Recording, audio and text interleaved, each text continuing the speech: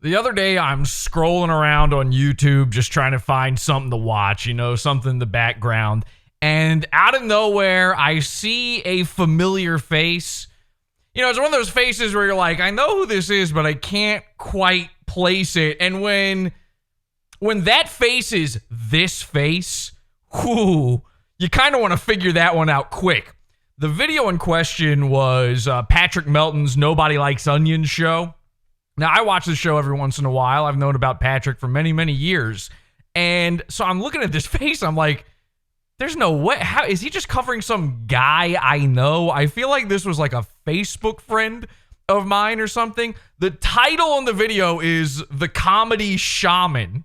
And I go, what? What is that? Huh? And also who? And so I click on the video. He's talking about this guy and it clicks. I remember. Oh, that's right. A year ago, I started getting inundated with messages from a complete freak. Now, to me, this guy's name was Clay Combs. Okay, we were I don't know if we were Facebook friends or he just added me, he just messaged me. I don't know how he found me, but he started messaging me. And I took one look at his sick face and I said, no thanks. And I didn't respond. And that didn't stop him. That never stopped him. He just kept messaging. Let me be clear. He messaged over and over and over and over and over again. And I never replied. I think he messaged me for days, maybe even weeks. Now, here's something interesting that I had no clue about. He continued messaging me as different people for the rest of my life, ever since then. Now, what you need to know about Clay to understand all of this is Clay is a Redbar fan, or as I call them, Adult Baby Diaper Lovers. When it came to Clay, I figured the best thing to do was to never, ever respond. I gave it a year, and he just kept coming back. You see, Redbar fans are sick. They're sick in the head, and it's time they need to be knocked down a peg. Redbar's fine, probably. I don't know. When's the last time you saw it? Can't tell you the last time I saw it. See, people are maybe watching clips of Redbar. Is it on? Does it come on? Is it a show anymore? I don't know. I don't have 9 hours to listen to Kanye West karaoke. The point is, Redbar fans are sick. Now, I keep saying it.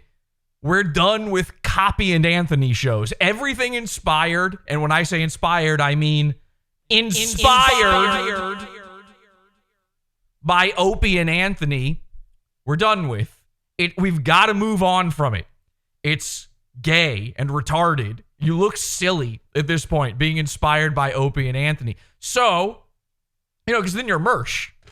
Because then you're you're Mill Hip at that point. We're done. We're just done with it. We have to be done with it. And Redbar is pretty inspired by it. Pretty inspired by it. I'm a fag. Please, Mike. Now, it turns out Clay Combs here is Redbar's biggest adult baby diaper lover. I'm telling you, it's crazy. Like, it is the messages. I'm going to read you the messages. I have hundreds of messages. I've been sitting on these messages forever. I've been saying in the back of my mind, the next time I do a Redbar episode, I need people to understand how sick in the head Redbar fans are. These guys think that Redbar invented podcasting. They think he invented making fun of podcasts. As if he's not just doing Jocktober. I don't know what. I'm dying. I am dying. I am dying for one Redbar guy to tell me what it is Mike David invented. And in millions of messages from Clay Combs, I never once got an answer to that. We obviously, everybody knows he invented clapping. That's pretty clear. We, of course, know he invented crapping in his diaper. He also invented, having headphones and a microphone. That seems to be the case. I'm not sure. In fact, when I put out the call for this episode, when I said this episode's happening, this is going live, one of the other adult baby diaper lovers got so incensed that I said this guy is Redbar's biggest fan. He had to let it be known. No. I'm Redbar's biggest fan. These guys see the world in Redbar tinted glasses. Clay Combs looks at every single thing. I mean, he watches it all, okay? He watches Redbar. He watches Pod Awful. He watches Nobody Likes Onions. He watches Steel Toe. He watches it all. And he watches all of it through the distorted view daily lens of Redbar. Everything in these guys' lives is Redbar. Every single fucking thing. Pod Awful's watching you. Redbar's watching. Clay Combs is watching. And he's autistic, and he's dangerous, and he has a podcast now. I gave it a year. I ran into this guy again in a Discord not too long ago, and he had a new name, the Comedy Shaman. And I thought it was a different guy. I had no idea. Now, in his head, we are friends or something. This is taking parasocial, as all Redbar fans do. It takes parasocial to a new stratosphere. It's one of the most bizarre things I've ever seen. It needs to be documented. So I need you to understand, when I talk about the Comedy Shaman, when I talk about Clay Combs, this is all of them. This is the entire ABDL community, the BBG ABDL. This is all of them. This is their top guy. This is the number one fan. This is ride or die. And every single one of these guys has this sickening parabond going on with their daddy David, with their star of David, Mike.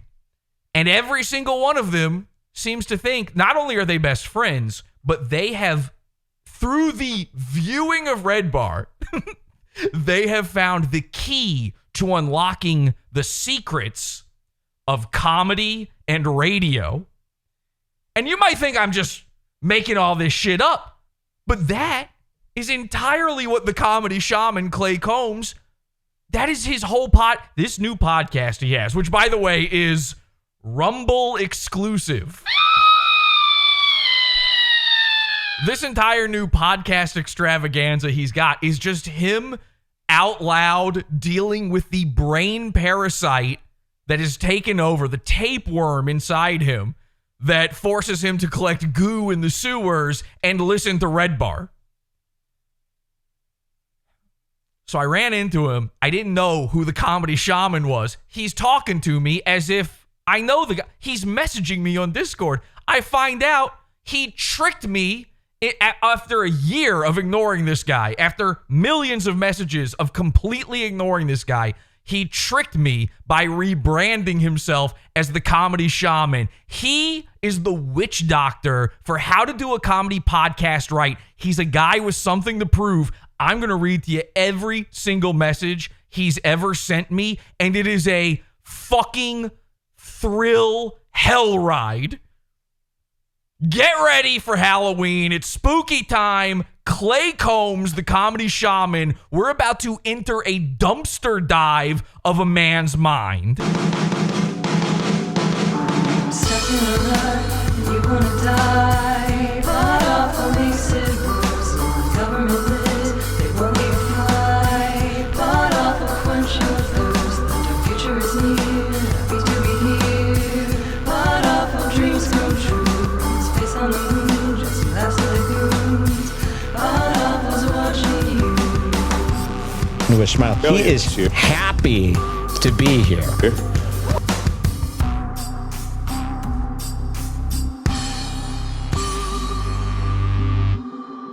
Yeah, I'm happy to be here too. Welcome everybody to the program.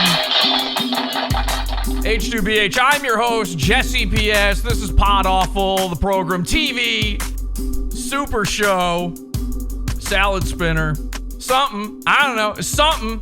It's something.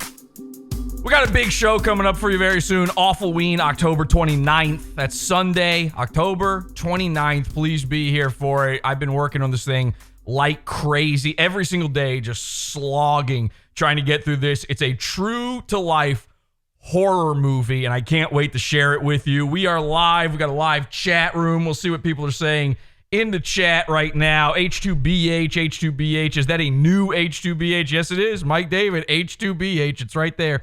Jesse does the best Mersh impression ever. Thank you so much. Meat Spinner, is this live? You guys both do shows. Says, one of the stupidest chatters we've ever had, actually. I never really bring this up. One of the dumbest guys I've ever known is this guy named Francis Weevil Knievel or something like that. I'm not exactly sure, but always with the stupidest takes ever. Always.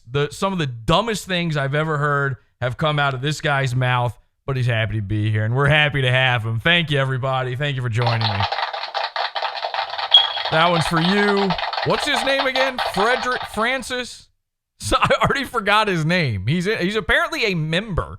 Francis Patrick Keevil. Okay.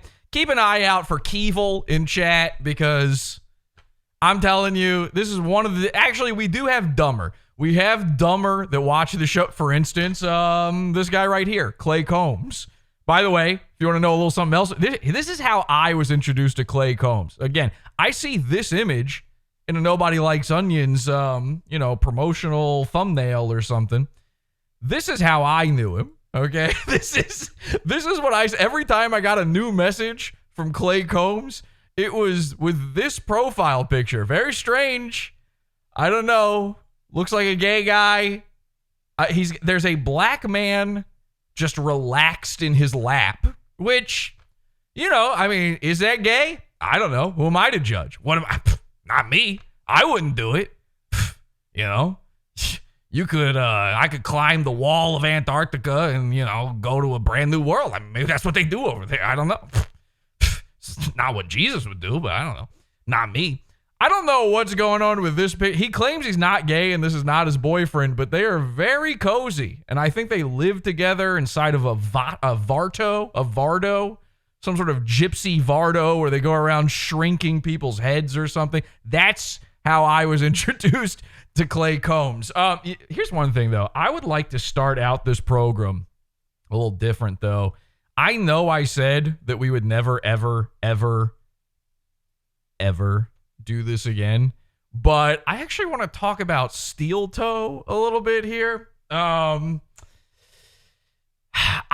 cannot find the clip. Here's the thing. I don't follow Steel Toe. I feel like we need to do a follow-up on Steel Toe. So I saw some clips floating around. I feel like I saw 2 different clips, and now I can't find them anywhere. And in my Discord, we don't keep track of these guys very much. They knew. I'm not that interested in it. But I feel like we have to do a follow-up from the Steel Toe episode, because all of these people cover Steel Toe. They've got a whole Reddit making fun of them. People have been shipping me and April, by the way, which is... I got excited. Very excited cool to see all them. of this. Thank you for everybody shipping us. April has been thinking about it. I only know that for sure because she's been sending brain waves toward me. I can actually feel her telepathy encroaching upon my my amygdala. So I don't know if this is the right thing to do or not, to be honest. But I feel like we'd have to do a follow-up on Steel Toe. There's some clips out there. Everybody covers these guys. Everybody makes fun of them. They are public domain goons. And I do one episode and Steel Toe changes their format. If you're in the chat and you know what I'm talking about and you can send me this clip, please send this. I have no idea where to find this. Steel Toe, apparently, I do the one episode, I think it was on a Friday evening for them, and then Monday rolls around, they have their next show, and they're like, we're not going to take donations anymore. We're not going to be shaking the plate. People have been mocking them for shaking the plate for a year now, at least. I come in one time, boom.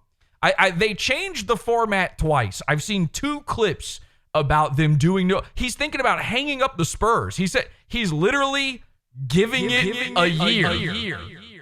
They've got 1 year, and then if they're not making more money, doing better on their show, he's going to give up. That's the power of Pod Awful. I have. Thank you. Wait. I can't. No. Sorry. Wrong one. I am high energy. I can't control myself.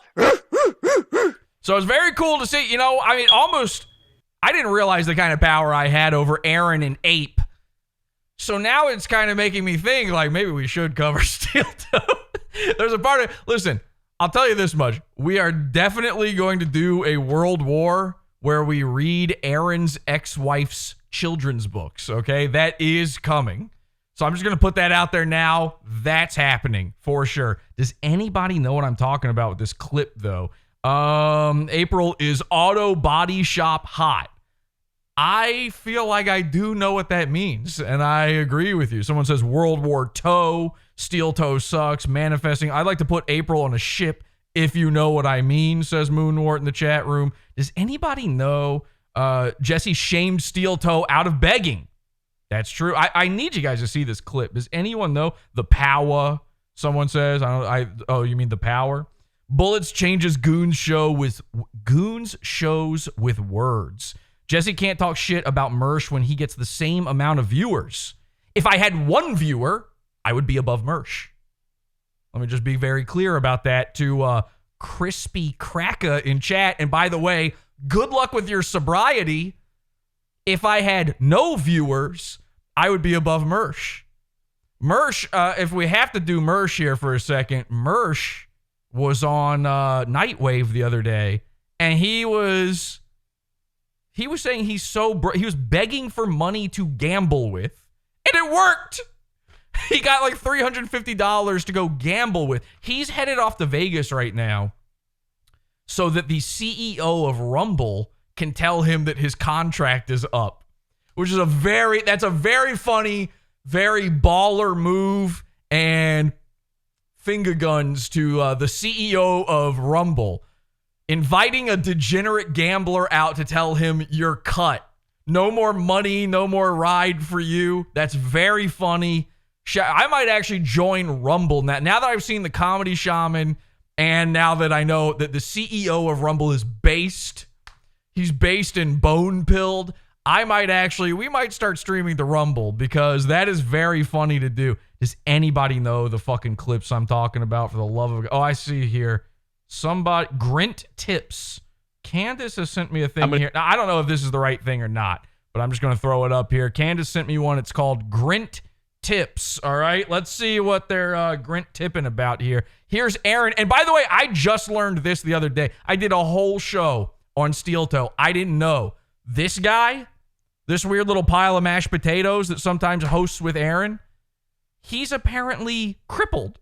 I didn't even know you could do that. So, they tried to steal Mr. Burgers from me, Mr. Spurgers. I had no clue you were allowed to have a straight up retard for a co-host. So I've now invited Mr. Spurgers to co-host Pod Awful with me. Which is pretty cool. I can't help it. To try the suggestions of others. I'm only going to mention the goal when someone contributes to the program. Yes. Here we go. So this is it. I did it.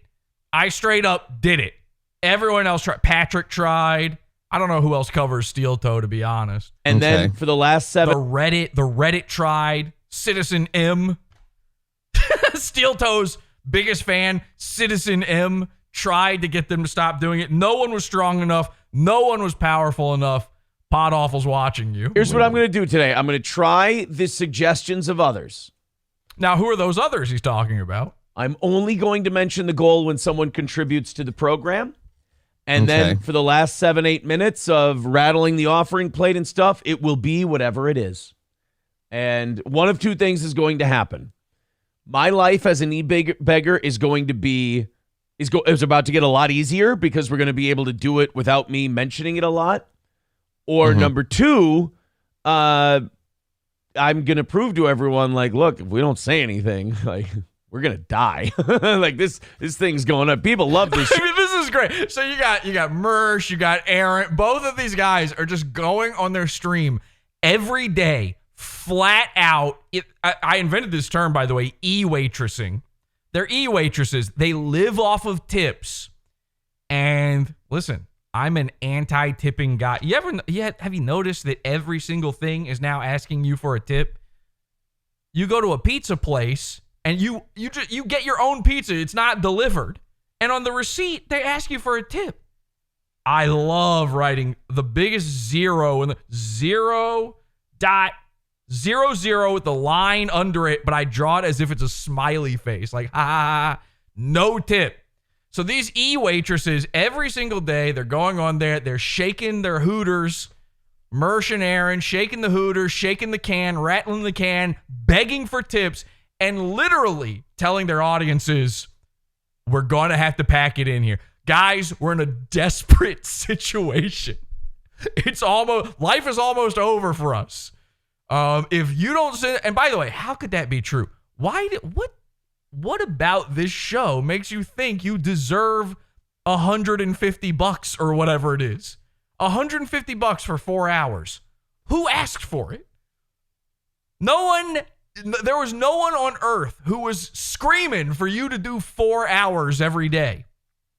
I think he does 8 hours, by the way. I think he does even more than that. Sometimes they do a nighttime program, and then if they go into the overtime. So, Mersh, Aaron, it's very funny. You're just watching two people slowly lose their jobs. You're watching, you want to watch the world's slowest unemployment line? Show for free, but if you don't let them know that, we do this business-wise, we're going to have some problems. So we will see. 275 today. Pretty Sounds cool. like you win either way that way, honestly. Yeah, either way, This dude's he needs his dialysis money, for crying out loud. Aaron, somebody send these guys money. Now, here's the thing. I already threw this out there. These guys are on life support at this point. They're limping along, and I don't just mean because this guy literally has a cane. They're miserable. If somebody else has the other clip where he's saying that in a year he's going to pack it in, please send me that clip. It's not going to come up in chat here, so you're going to have to tweet it at me or something. You're going to have to do something. You're going to have to message me on Discord or DM it to me or something. All right? Send me that clip. I think it would be they're miserable. Aaron, ape, this guy, his eyeballs are trying to escape this show right now. I thought he was just sleepy. I thought he was like, I don't want to fucking, I've had plenty of co-hosts where they're not really into doing the show. So I thought he was just that. It turns out he's physically retarded. All right, anyway, no offense to that guy.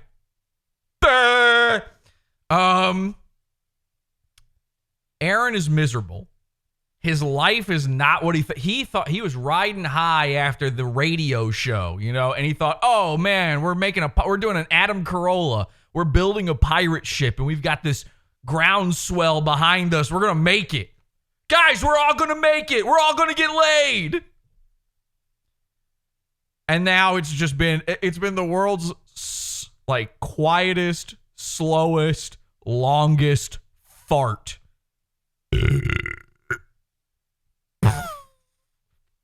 Not with a bang, but a whimper.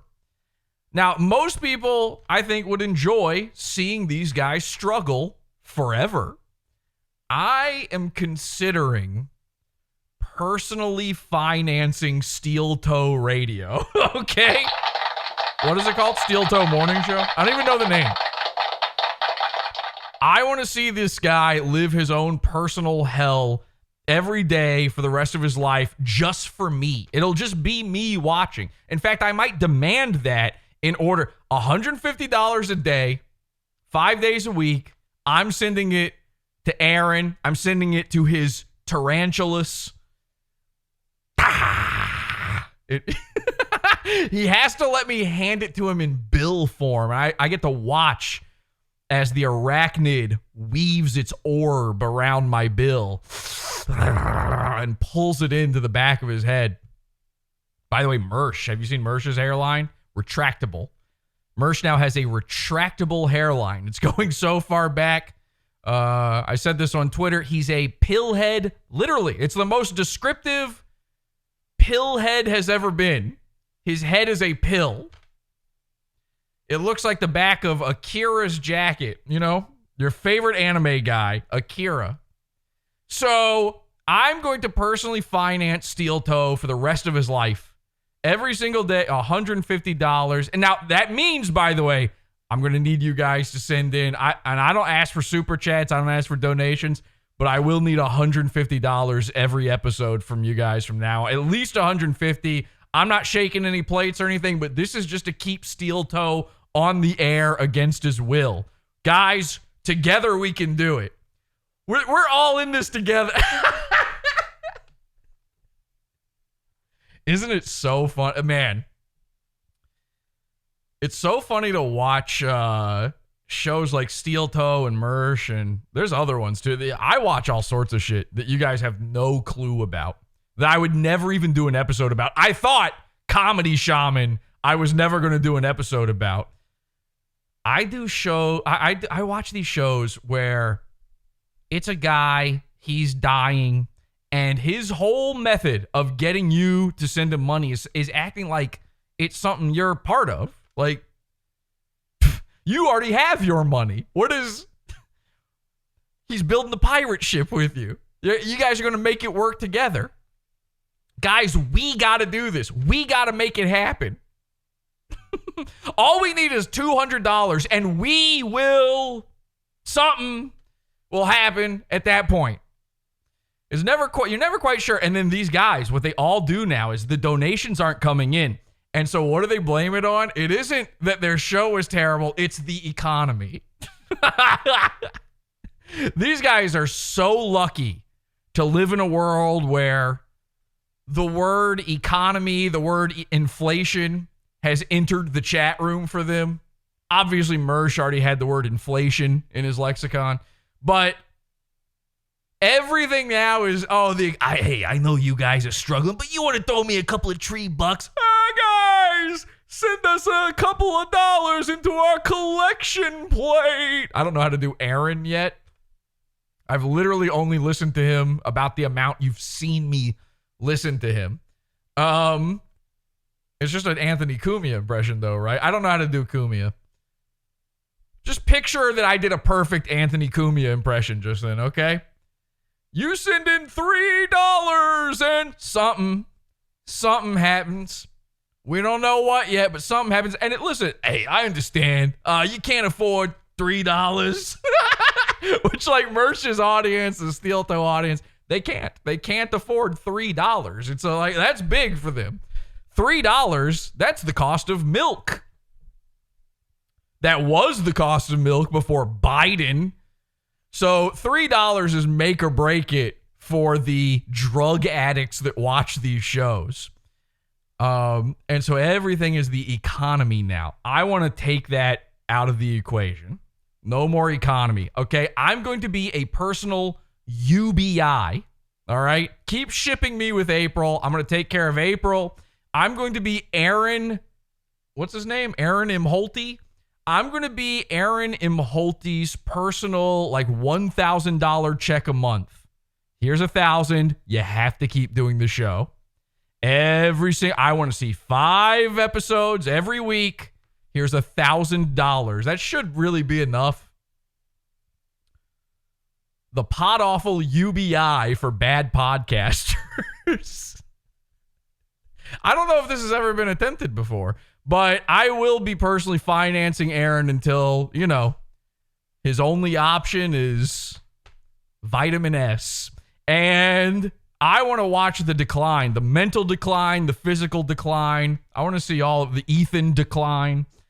I want to see it all happen. Does anybody have that other clip? I would kill for that other clip. Let's keep watching this one. Prove my point, and I go, look, this is where I've taken myself. This is where this is what it's come to. It's this or nothing. Or I go, hey, looks like I don't have to say a goddamn word. People are just going to contribute to the show, and I can shut my mouth, and we'll go ahead. Let's do it then. So 275 away. Not going to mention it now until other. Not mentioning it, by the way. this is sort of mentioning it. I got to be honest, Aaron, as the new producer of the show, this is kind of mentioning it. This seems like a lot. And by the way, I've been seeing a lot of mentioning it. I'm not doing clip cope here. No clip cope. I've seen some clips lately. I've been watching clips. Haven't seen a full episode. The clip I'm looking for, and again, I can't find this. Aaron's announcing that the show is over, basically. And one of the things he says in it, it's insane.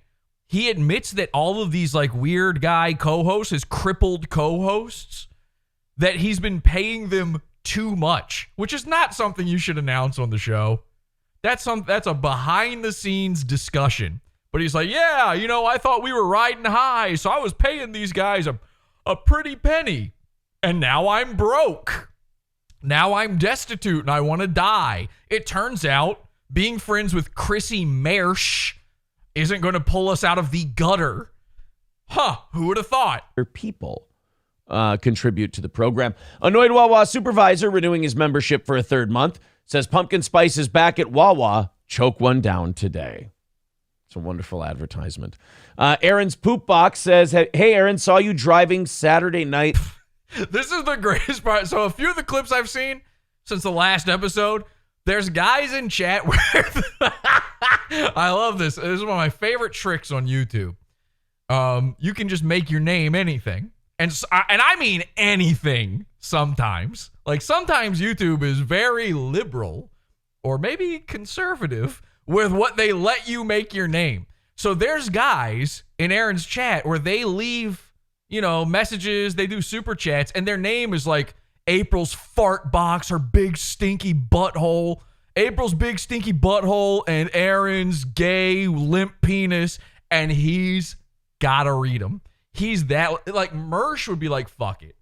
Even Mersch would be like, nah, not doing. Nice try. Hey, nice try there. Nice try. Go ahead and charge it back. Go ahead. Not Aaron. I need the money. Through Maple Lake. Cool to see you, man. Keep up the great work. What was the name again? Driving Saturday. Wonderful advertisement. Aaron's poop box says, hey, Aaron, saw you driving Saturday night through Maple Lake. Cool to see you, man. Keep up the great work. Well, seeing as I was fucking someone behind my wife's back, thanks a lot for ratting me out, you piece of shit. Okay, now I want to point out that is lashing out behavior. He's lashing. That is the complete result of the Jesse April shipping that's been going on. He saw all the shipping. I mean, everybody on Twitter. By the way, everybody who shipped me in April on Twitter, thank you very much. You did an amazing job of all of that. People were shipping. Aaron saw it. It was all over his Twitter. People were leaving his replies on his show promotion stuff. April had to block people. Aaron had to block people. So he saw that. So now his whole thing, he's making a joke. Oh, I was cheating on my wife because he's been thinking about April getting dick down by daddy. No, okay, I'm sorry. The internet's boyfriend. He's been thinking about it. Just kidding. All the kids were in the car. It would have been ridiculous to bring them to something like that. No, we... And by the way, I don't know if I brought this up on the last episode, and I guess they went to the same broadcasting school of retarded Mersch microphones. What is this? Why is it pointed up? Why are you talking into it sort of down here? You know what? Actually, that does sound... Ooh, wait, hang on a second. Sounds pretty good. We went to an apple orchard on Saturday, and you know what? Fuck you. I like apple orchard. Is this still a clip? Oh, no, I'm just deep into the... we're just watching their show now. Okay. Thank you. Thank you, everyone. Thanks. I don't mean to punch. Steel toe. Okay, so did anybody else have that other clip? I would kill for that other clip. Nobody's got the other clip. I'm not seeing the other clip anywhere. So, guys, use your imagination. I had the clip. It was very funny. Okay? Thanks. Anyway, steel toe. Okay, so steel toe, he's got a year, and then at the end of the year, I will be paying for his show to continue existing against his will. And by the way, a year from now, the cost of that should be way down. April will have left him for me. Johnny Crutches, I think that guy's name is actually Johnny Crutches. That wasn't me making something up. I think he'll be gone, and by gone I mean, the virus will have taken him. There'll be no one else to pay. Aaron will be desperate. He'll be destitute. He's not going to have the house anymore. So $50 is $50, man. I think we could keep this thing going for way less. I think he's doing 190 now. He's like taking it all the way down to 190.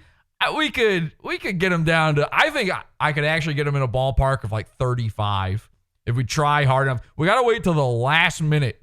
He's got to be like announcing on his show, guys, it's been a fun ride, but we're done now. And then I come in, I go, how about $35 a day? And he'll be like sold. All right.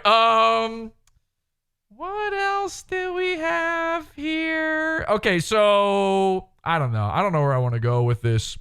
I feel like I had another steel toe thing I wanted to talk about, but I lost it. So we'll just do this. I've been meaning to do a follow-up to the Diaper Watch episode of Redbar for a long time. We're going to get into Clay Combs, Comedy Shaman's insane text messages here in a second, but I feel like we need to set the scene a little bit here, okay? Again, this is all to understand the mind of an adult baby diaper lover. A year ago, and I gave it a year. A year ago, it was in a crazy fashion revealed by none other than Sven Stuffles. By the way, friend of the show, Sven Stuffles. Follows me on Twitter. I like him. He followed me on Twitter. He invited me to be on his stream one time. Never happened, but the invite was there. It's a standing invite, so I will be on Sven streams here soon. I've been working on my animated character that I'm going to play on there, which involves I basically made a flash animation of Redbar as a rugrat, just shitting in a diaper over and over again, just a looping GIF. Sven Stuffles, in an incredible reveal, got recorded telling people telling a guy on the phone in confidence, not as a joke, that Mike David wears a diaper and shits himself. Okay, now I had been making that claim. I said he'd been wearing a colostomy bag. If you've ever heard anybody say any of these jokes, that was all me. I came up with all of that. Turned out it was true. Again, we have power over these shows. Dear God magic. We make Steel Toe quit. We make Redbar shit. And I couldn't believe what I heard. I did a whole episode. It's called Diaper Watch. It's on the Pizza Fund, and I think it's free. I think it's still a free episode. We got a lot of free episodes over at podawful.com. You don't have to make an account to watch them, by the way. There's tons of free shit, so just crawl through the website, see what you can find. I make shit free and then paywall it all the time, so you'll see a lot of stuff. The reason it's only on podawful.com is because when I did this episode, we played the audio of Sven admitting the truth about Mike shitting his pants. And a lot of people said, this is bullshit. It was just Sven. He was drunk. He was talking shit. Whatever. I'm literally talking shit. But if it wasn't true, then why did Sven have to file a privacy complaint against the video and have it removed from YouTube? This is one of probably many contributing factors that inevitably led to me losing that YouTube account entirely. And this is why it can never be re-uploaded on YouTube. Okay? Any of the videos up that I had on the old YouTube account, I can't re-upload to YouTube. You're welcome to do it, by the way. I beg you. Banned episodes, if I have a YouTube banned episode, that's a free episode. All right? Monetize it. I don't care. As long as I don't hate you, you're allowed to re-upload my banned episodes onto YouTube, monetize it. There's no rules. I just can't hate you. That's it. All right? So, re-upload that one. Sven took it down. Now, I talked to Sven about this. He said, hey, listen, look, man, this is I'm a friend to Mike and that. I don't remember what Sven sounds like, apparently. But he explained to me, listen, I'm friends with Mike. I was talking shit I shouldn't have. I got recorded. I couldn't leave it up. He sort of apologized for doing the shitty thing of filing the privacy complaint. It's the only privacy complaint I've ever lost on YouTube. So you know this was bad. This was really, really bad for Mike. And it was so bad that Sven and Mike both had to put out statements about this. Now, I've been wanting to do a follow-up to the Diaper Watch ever since. And we had all sorts of stuff that happened after this. And then things just kept moving. Things just kept moving. We did all these pranks and stuff, and things kept moving. Well, now's the time to share it. Now's the time. Because right around the time of the diaper reveal, is when the Comedy Shaman started messaging me. You see, when something makes Redbar look bad, these guys are obsessed with being cool. Mike and Jules, an old man shitting in his pants on camera. And we've seen him do it. You know what? Actually, before I play this, Angie. Hey, guys. Hang on. That's weird. Angie made a clip compilation of Redbar shitting himself on camera. This is real. I don't know what else to tell you. This is true. This is not like we didn't edit in sounds or anything. People kept posting these in Discord or sending these to us. Mike just farting and shitting on camera. This dude hates Remember when you being called uncool. He needs to wear the latest sneaker. This is an old man, but he's got a kid, sister, wife / co-host. This is real. Watch this. remember when YouTube is like, there is no bullying? That lasted about a week. And then they're like, you guys could bully. About a week. You hear that? Now it's hard because there's a lot of mic sound in there too. Microphone. And then they're like, you guys could bully. About a week. You hear that? It's going to get worse. Watch. And then they're like, a week. See, that's not coming from his mouth. And he's got this he stole Howard Stern's microphone, right? And so this thing is picking up all sounds. I think that's I don't know if that's a dynamic mic or not. I think it's a condenser microphone. Condenser microphones pick up all the sounds. A sound happening over there. You got to have a fully treated studio to use a condenser microphone. This is why. He didn't think about the colostomy bag.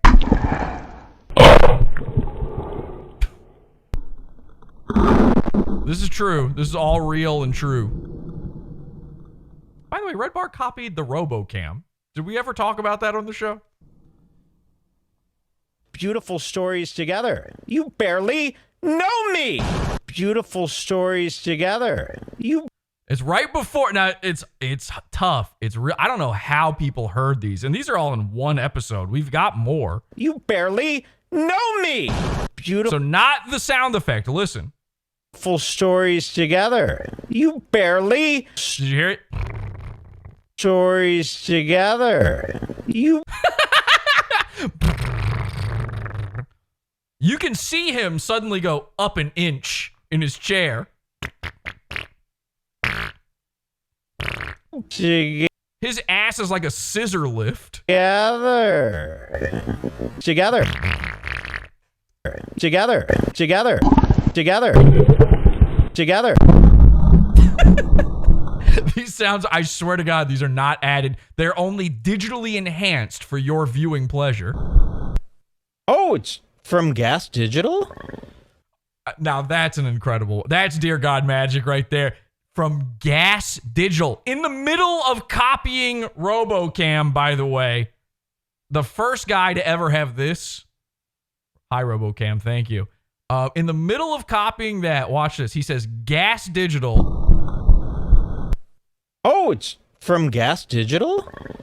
I guess so. From Gas Digital? See how the camera's slightly moving, and then you hear the... I guess. Gas Digital? His stomach would keep a baby happy for hours. It's like a toy. I guess. Would you swallow the Tasmanian devil? Digital? I guess. Digital? Digital? Gas digital? I gotta make this one of the intro clips, one of the couch gags. That little man who's road fudge pack, he majorly pooped in his pants. He pooped so hard that he massively pooped. Now this is a true comedy shaman saying this. Pooped in his pants. He pooped in his pants. So there you go. That's real. That's from Angie. Is like Pod Awful Savage clips on YouTube if you want to check out all of her clips. Now, this is what happens. So the Sven thing gets leaked. I do diaper watch. The BBGABDLs go crazy. They demand answer. This is insane. Now listen, let's say in years, I don't know how long Redbar's been doing his show, fucking 18 years or whatever. Years of doing a show. If you shit yourself on camera one time, okay, maybe. Sure, you're drunk. You know, all of these guys have to do their shows drunk and on drugs. They're not having fun unless they can't feel, which is kind of scary. It's actually very frightening to think about the fact that most internet men need to numb themselves in order to get through their day. Their day is sitting and watching shit. It's too hard. Always pleasure, never pain. So I can understand you do a little oopsie doodle one time. Now let's say one time you do your oopsie doodle and that somehow becomes an inquisition from your own fan base on you. They demand answers about you shitting yourself. That's what happened, except Mike's always doing oopsie doodles, okay? The Redbar audience, they didn't realize they had been adult baby diaper lovers the entire time. They're finding out about their kink in real time. Imagine you're a humble black man and you didn't realize up until just now, you're 30 years old and you go, wait a second. I come when I think about feet. Uh-oh. You know, you would have some questions. That's a completely normal reaction to suddenly finding out you have one of the world's most disgusting kinks. So the audience is demanding answers. Mike is refusing to give them. They'd only just very recently had a big comeback episode, I think. Sven comes on. It's supposed to be this big deal. It was a disaster. Sven now hates him. His only friend in the world, who isn't his kid sister, now hates Mike, right? So what does Mike do? He hatches a scheme with Sven. He tells Sven, we need to put something out there, but it's got to be, we have to have full control over this. It's got to be a joke. We can't directly address it. And I know this is true because, again, I speak to Sven. We are now good friends. I now own April from Steel Toe, and I own Sven from Redbar. I'm sort of collecting shitty podcast infinity gems. So he says to Sven, I'm going to pay some guy on Fiverr to make a video for me, and I'll edit it, and I need you to put it out as your statement on this. And we'll both put out statements on this, okay? This is real. They put these videos out themselves. They thought this was a good idea. So here's a big, fat, sweaty Indian guy with a diaper statement. Guys, quick statement from Miss Sven. So this was posted to Sven's channel. It's still on his channel. I'm playing this from Sven's channel. It's now unlisted. Because that is who I am, Sven Toffels. Personally, I felt the last show could have gone better. And whether misunderstanding or not, I had felt disrespected and needless to antagonize at times. After a brief falling out after the show, I believed I had been ghosted for 3 days. But it turns out Mike was sick. So this is the excuse now. The excuse is the show was bad and his feelings were hurt And it turns out the reason is Mike is sick.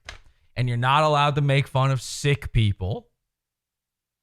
Oh boy, what a big misunderstanding.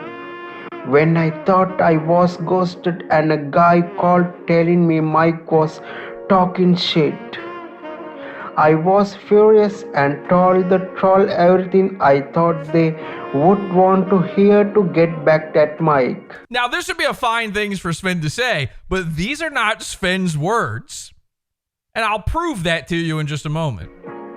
These things I said were hyperbolic and some of them not true. And there's little subliminal imagery popping up during all of this as well. But man, did I get him back or what? Oh boy, what a big mess.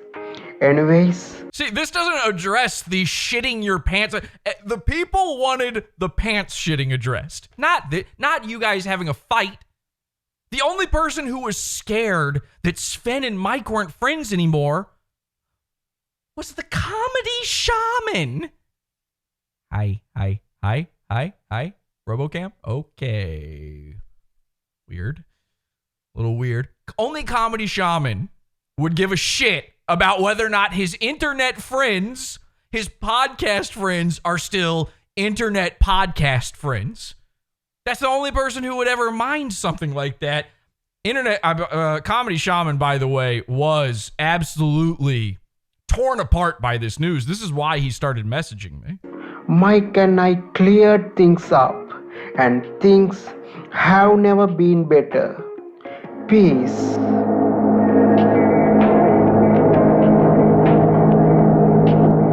Again, I haven't added any of these effects. This is actually just a big, hairy, gay Indian man rubbing his body with grindhouse effects over top of it.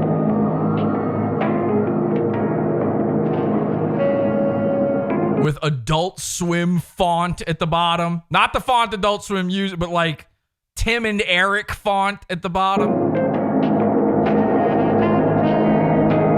And now he's just touching himself. He's rubbing himself. He's got a picture of Mike taped to the wall, which they paid extra for, by the way. That was a $5 upcharge. And so you're supposed to see this as a Redbar guy, as a Clay Combs, and go, oh, okay, all my questions are answered.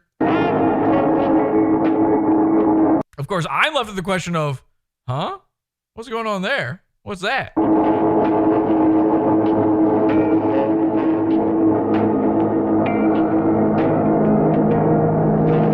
And now it zooms in on this horrible picture of Mike, which is very funny. Like, they tried to print out this picture of Mike from his studio. His new studio was so dark, it's so black, that it's basically just, they used all of the ink in India for this image. You can't even see it.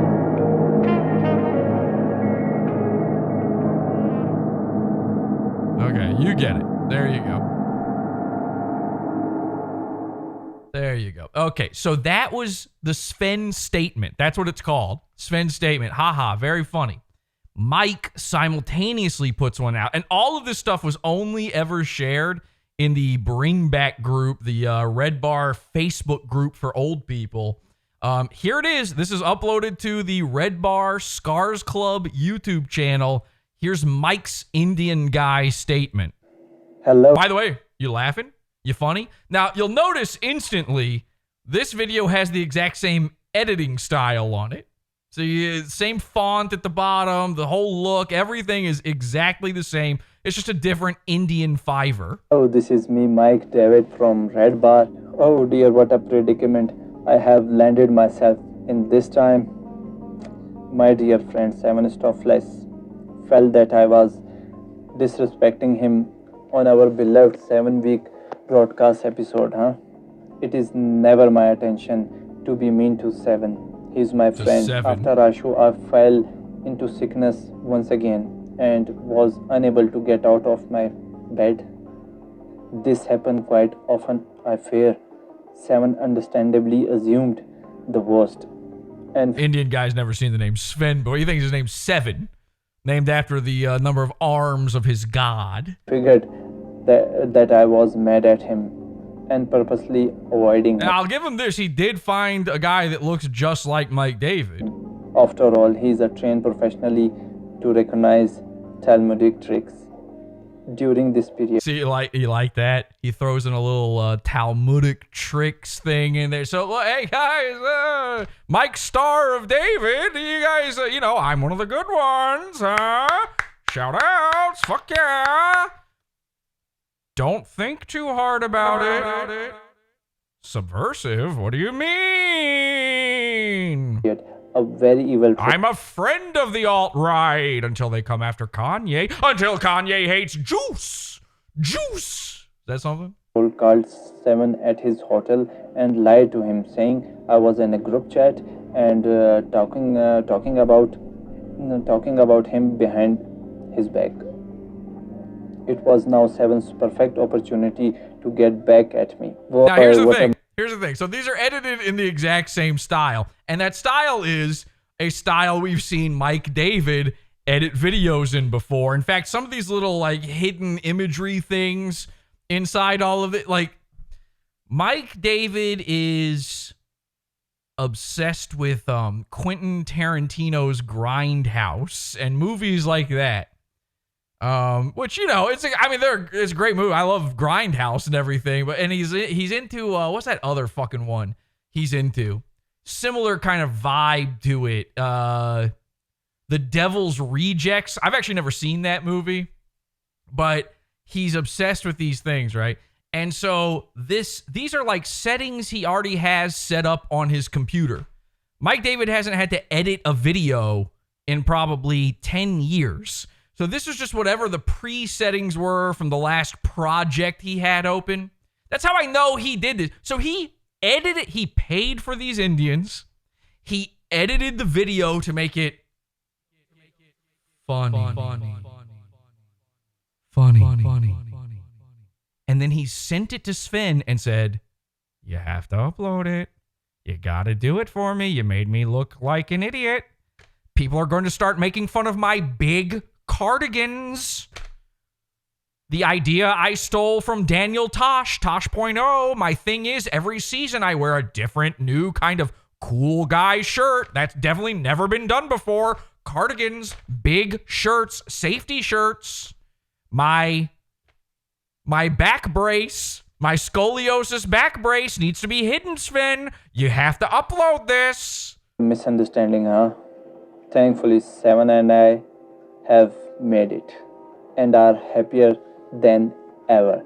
Now that we have realized what has... Nobody's ever called that out before. I haven't seen anyone call that one out ever before.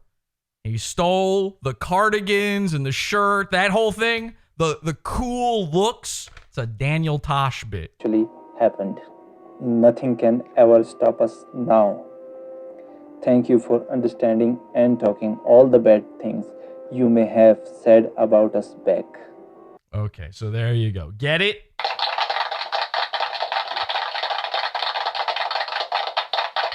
Now, this was the strangest part. A little while after all of this, Sven put out another statement, another one of these Indian guy statements, okay? And you got to see this one because this one sort of made some waves. It was posted in several different places. It was posted on YouTube, posted all over Discord and shit, and people got really confused. Sven actually had to put out yet another statement just about this statement video. Take a look at this. Hey guys, it's me. So it's the same guy as last time. Now this time on his wall, he's got a printed out picture of Mike David getting farted on by Sven Stuffles. And something you might not know is Mike hates this image. This is the worst moment of Mike's entire career because it made him look so stupid because his best friend Sven farted on him directly in his mouth live on his program. Sven again. Sven Toffles. That is who I am. Looking back, Tosh was great, says Slow Cheddar in the chat room. You know what? Agree. And I'm dying to hear what Redbar invented. I'm dying to hear it because don't make me pull out Tosh.0. Thought the last message Don't make me pull out Web Soup or The Soup or Talk Soup or Beavis and Butthead. So he says, I thought the last message Mike made me post would be enough. Mike made me post would be enough that he would stop holding me hostage. But he still has me held at gunpoint. And there's little subliminal images popping up. Actually, can we see any of these? I never tried to stop it on any of these images. Is there any way to... I can't go... Now, unfortunately, this one's been taken down by YouTube, so I don't think I can go frame by frame. Gunpoint. So, just to be clear... Oh, there was one. Mike really does wear diapers. So he puts out a second statement clarifying that Mike does... The first statement had nothing to do with the diapers. People were mad.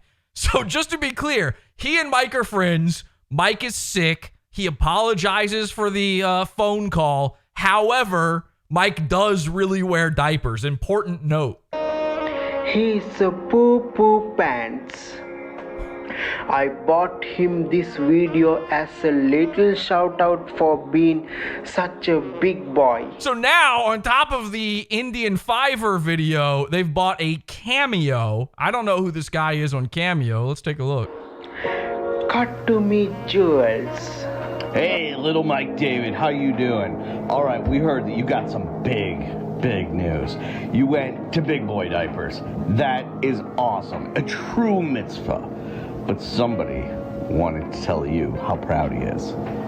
Here he is, the biggest mensch on a bench in the world, is reaching out to you. So it's a giant rabbi mascot costume man. Little Mike David. All right, Little Mike David, they call him. We're so proud of you. You are getting to be such a big dude.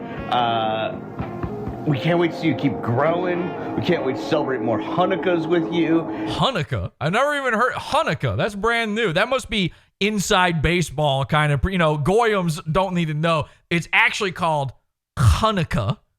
After Big Boy Diapers, we're going to Big Boy Pants. We're going to be with you the whole way. So, from the Mensch on the Bench and Mensch headquarters, we're proud of you.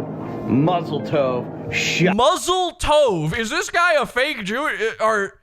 They're keeping secrets from us that we couldn't even fathom. You guys thought controlling the world, the banks, Hollywood, the media, Epstein Island, you thought those were big secrets? It turns out it's pronounced Muzzle Tov.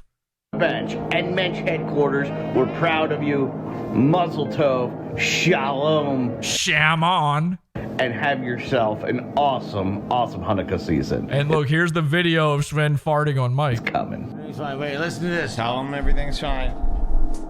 No, okay, stop with that. Right into his microphone, too. Like, that's, he's smelling that, the reason he had to get the Howard Stern microphone is because his mic has ever since smelled like Sven's hiney hole. Hey, guys.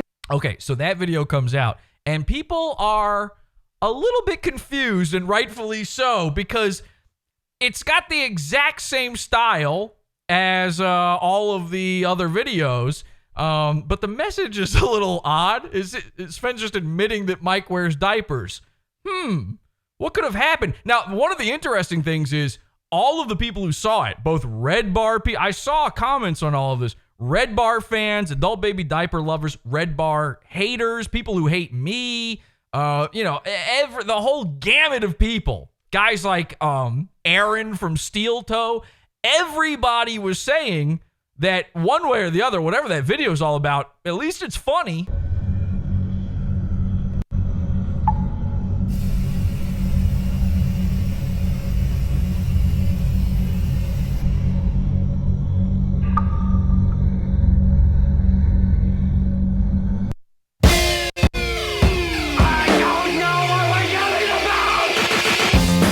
Support the show. Join the Pizza Fund. Podawful.pizza. Pizza.